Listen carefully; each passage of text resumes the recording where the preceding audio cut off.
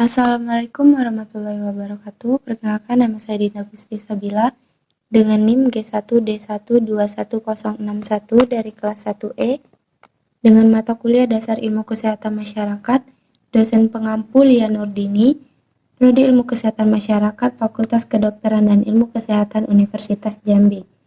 Di sini saya akan presentasikan makalah saya dengan judul Teori dan Konsep Potret Pembangunan Kesehatan dan SKN.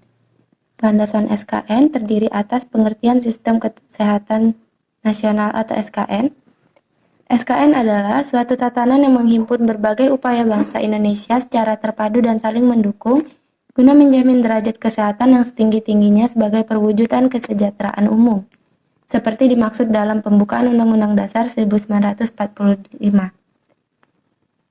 Pada hakikatnya, SKN adalah juga merupakan wujud dan sekaligus metode penyelenggaraan pembangunan kesehatan yang memajukan berbagai upaya bangsa Indonesia dalam satu derap langkah guna menjamin tercapai tujuan pembangunan kesehatan.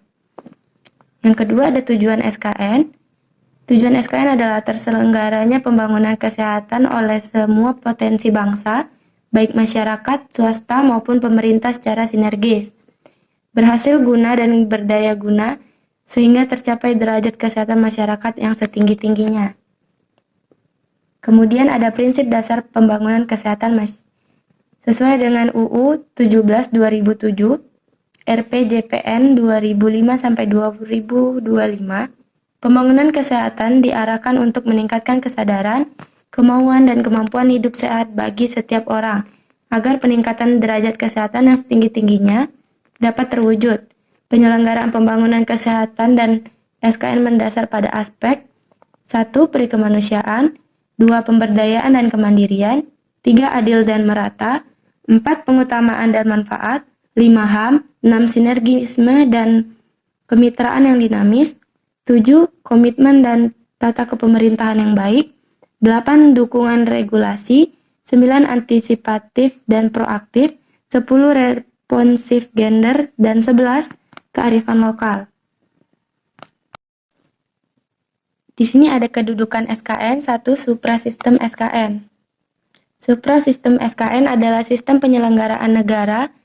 SKN bersama dengan berbagai subsistem lain diarahkan untuk mencapai tujuan bangsa Indonesia seperti yang tercantum dalam pembukaan Undang-Undang Dasar 1945, yaitu melindungi segenap bangsa Indonesia dan seluruh tumpah darah Indonesia, dan untuk memajukan kesejahteraan umum, mencerdaskan kehidupan bangsa, dan ikut melaksanakan ketertiban dunia yang berdasarkan kemerdekaan, perdamaian abadi, dan keadilan sosial.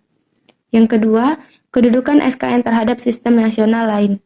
Terwujudnya keadaan sehat dipengaruhi oleh berbagai faktor yang tidak hanya menjadi tanggung jawab sektor kesehatan, melainkan juga menjadi tanggung jawab dari berbagai sektor lain terkait terwujud dalam berbagai bentuk sistem nasional. Dengan demikian, SKN harus berintegrasi dan berinteraksi secara harmonis dengan berbagai sistem nasional tersebut seperti A. Sistem pendidikan nasional, B. Sistem perekonomian nasional, C. Sistem ketahanan pangan nasional, D. Sistem Hamnas, dan E. Sistem nasional lainnya. Yang ketiga ada kedudukan SKN terhadap penyelenggaraan. Pembangunan kesehatan di daerah, SKN merupakan acuan bentuk dan cara penyelenggaraan pembangunan kesehatan di daerah.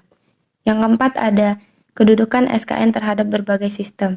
Keberhasilan pembangunan kesehatan sangat ditentukan oleh dukungan sistem, nilai, dan budaya masyarakat yang secara bersama terhimpun dalam berbagai sistem kemasyarakatan. SKN merupakan bagian dari sistem kemasyarakatan yang perlu dipergunakan sebagai acuan utama dalam pengembangan perilaku dan lingkungan sehat, serta berperan aktif dalam masyarakat di berbagai upaya kesehatan. Di sini ada pengelolaan kesehatan.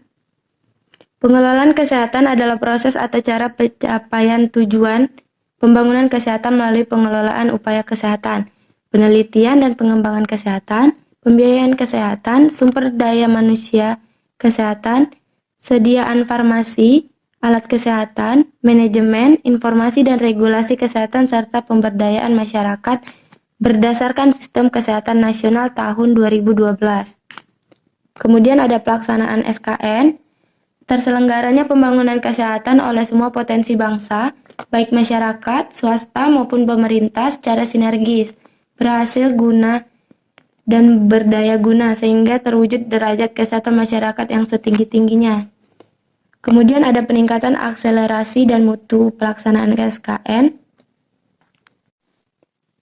Dalam konteks ini, pemikiran dasar pembangunan kesehatan adalah landasan atau kerangka pemikiran pembangunan kesehatan untuk meningkatkan akselerasi dan mutu pelaksanaan sistem kesehatan nasional, yang meliputi pemikiran tentang tujuan, prinsip dasar, dan pelaksanaan pembangunan kesehatan.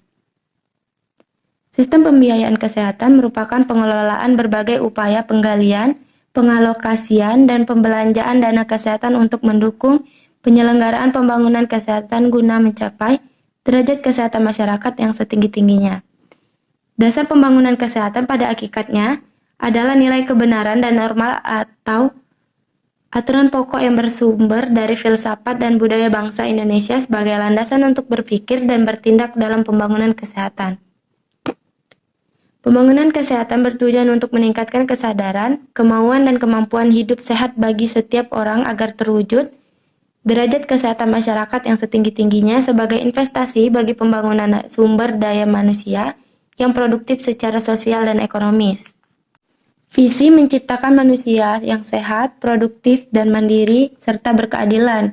Misi yang pertama menurunkan angka kematian ibu dan bayi, 2. Menurunkan angka stunting pada balita, yang ketiga memperbaiki pengelolaan jaminan kesehatan nasional atau JKN, dan yang keempat, meningkatkan kemandirian dan penggunaan produk farmasi dan alat kesehatan dalam negeri. Kemudian tujuan strategis Kementerian Kesehatan adalah 1.